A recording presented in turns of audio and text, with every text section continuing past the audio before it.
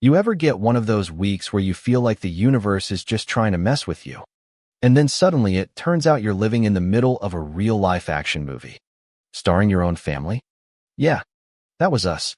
And if you told me a month ago that an HOA president would stage a fake DEA raid to frame my son, I'd have laughed you right out of my yard. But that's exactly what happened, and let me tell you. Karma showed up with a front row seat. It all started on a Monday that felt like every other. I was halfway through my coffee, half dreading, half ignoring the usual stack of bills, when I spot something official from the Pinewood Heights HOA.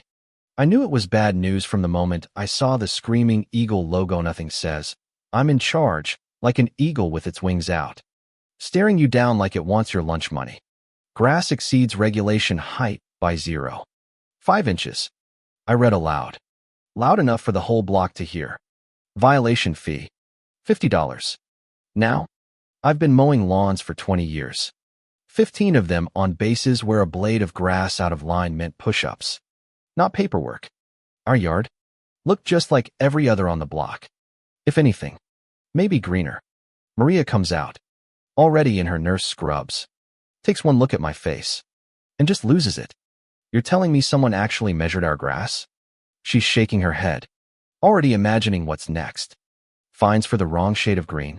Citations for having a friendly-looking mailbox. But that was just Monday. By Tuesday, it was the garbage bins.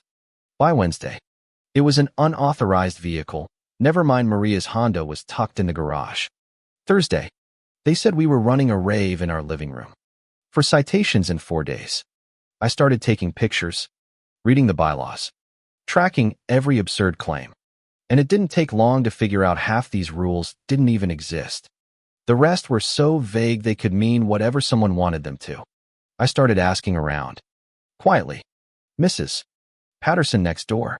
She's seen it all. "Honey, you're getting the treatment," she says, pouring me coffee. "Brennan doesn't like newcomers. He's been hard on folks. But never quite this." She just shook her head. "Most people just pay to make it stop." That made my skin crawl. That night, Jake came home from soccer. Usual grin. But you could feel the tension in the house. When I told him about the citations, his whole face changed. "Dad, I've got my Naval Academy interview next week. They do background checks on the family. Is this going to mess it up?" I wanted to tell him not to worry, but I knew deep down this was personal. Somebody wanted us out. Or ruined. Or both. That's when I did something I hadn't done in years. I pulled up Brennan's name online. Robert Brennan. Back when I was Staff Sergeant Henry Thompson, I'd helped take him down. Military contractor. Fraud. Weapons trafficking. Court-martial. Dishonorable discharge. My own name was in the database as the analyst who testified.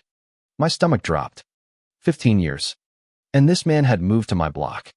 That evening, as I stared out the window, there he was standing under the streetlight. "Brennan." He smiled. But not the kind that says, "Hey neighbor." It was cold. Calculating. It said, "I know who you are. I'm coming for you." That smile gave me chills in a way I hadn't felt since Iraq.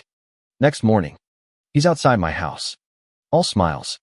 "Heard you've got a military background. Mr. Thompson." Small world, isn't it? Every hair on the back of my neck stood up. Every word, just dripping with menace, disguised as neighborly banter. After that, things escalated. Fake calls from HOA emergency services demanding to inspect my wiring. Tow trucks showing up for cars that weren't even there. Police at the door because of anonymous noise complaints. Even the cops knew it was harassment. Saturday, Jake comes to me. Worried. "Dad, some white sedan's been following me home. Same driver. Every day. Sunglasses. Never leaves. I run the plates. Belongs to Pinnacle Security, Brennan's brother's company. Not just harassment now. Surveillance. Professional." I show Maria, and her face goes white. What if they try to sabotage Jake's interview? What if the kind of fear you carry home from war? But this time, it's in your backyard. Then, Sunday night, 2 a.m. Motion sensor blares. I grab the bat. Check the cameras. Someone's prowling around. Checking every window. Every door. I find a GPS tracker stuck under my car. Top shelf tech. way past anything you buy off Amazon. I smash it with a hammer. A few minutes later, my phone rings unknown number. Brennan's voice. All venom. You shouldn't have done that. Thompson. It's personal now. Click. Monday. Things get weird. 3 rental sedans show up. And out steps Marcus Smithme, old Master Chief from Iraq. With a couple more SEALs. Casual clothes. But you can spot them a mile away. Turns out, they're here to run Jake's Naval Academy evaluation leadership under pressure. Problem solving. The whole deal. Jake lights up. I see the kid I raised. Ready to prove himself. But Marcus and the guys. They spot the cameras and the motion sensors. The weird cars parked up and down the street. You expecting trouble, Dave? They ask. Dead serious. So I tell them everything about Brennan. The surveillance. The whole mess. They start running counter-surveillance like it's second nature. Brennan, meanwhile, is watching from his house, losing his cool as he realizes this isn't just some private investigator, these are real operators. Wilson, one of the SEALs, intercepts radio chatter. They're planning a fake DEA raid for the next morning, aiming to plant drugs on Jake, destroy his future, ruin us all. You could feel the room shift. Marcus doesn't panic. Not on my watch, he says, and they go into planning mode. They coordinate with real federal contacts. The plan? Catch Brennan's crew in the act. On camera. In front of as many witnesses as possible. 9:30 the next morning. 6 black SUVs roll up. Fake DEA. Fake badges. The works. They march up. Barking orders. Waving a warrant. Trying to drag Jake out. Neighbors are out with their phones. Streaming the whole thing. Brennan's smirking from his window. Convinced he's finally winning. Maria's hands are shaking. But Jake God. He stands tall.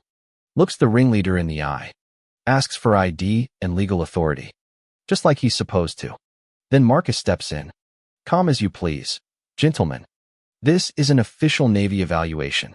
You're interfering with federal operations. You could see the fake agents start to sweat. Wilson projects intercepted calls and payments onto the garage door-proof Brennan's, orchestrating the whole thing. Seconds later, real DEA and federal agents arrive. Sirens blaring.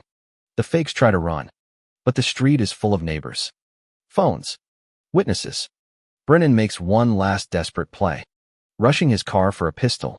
But Miller, a SEAL with hands like Vicestas, disarms him in a blink. No one gets hurt. Mrs. Patterson, live streaming from her porch, finally puts it together. They're fake. It's all a setup. The crowd erupts, defending Jake, demanding answers. Real agents slap cuffs on Brennan and his whole crew. The aftermath is a blur. Jake gets cleared. Brennan gets hauled away. Neighbors apologize for standing by so long. The HOA calls an emergency meeting. No more fines. No more bullying. People share stories of being pushed around, paying up to avoid trouble. The board freezes contracts, calls for audits, kicks Brennan out for good. A few weeks later, we sit in court. Brennan tries to play the victim, but the evidence is overwhelming. The judge doesn't mince words: impersonation, conspiracy, civil rights violations, all to ruin a kid's life out of old hatred. When the sentence drops 18 years, she looks empty. The kind of empty you get after feeding a grudge for so long it eats you alive. Life creaks back to normal, but it's a different normal. Jake's still got that letter to open from the academy. He holds it like it might bite him. If it's bad news, it's not your fault. Dad. I shake my head. Whatever it is, it's yours.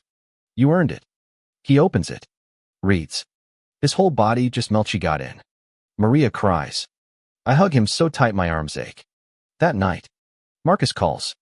Jake, remember what you learned. Real authority doesn't wear costumes. It doesn't need to scare or hurt anyone. It just stands its ground. Lets the truth do the talking. Jake puts the letter away. And I know he understands. Shinner's not something you say. It's how you hold yourself when someone tries to knock you down. So, that's the story. Brennan spent 15 years letting hate rot him from the inside out. And all he did was destroy himself. You hold on to that much bitterness. It's like drinking poison and hoping someone else gets sick. But let me throw it to you. Do you think 18 years was enough for a man who tried to ruin a kid's life out of spite? Did karma do its job? Drop your thoughts below. Tell me where you stand on justice, power, and what it really means to stand up when it counts. And if you've ever dealt with your own neighborhood nightmare, I want to hear that story.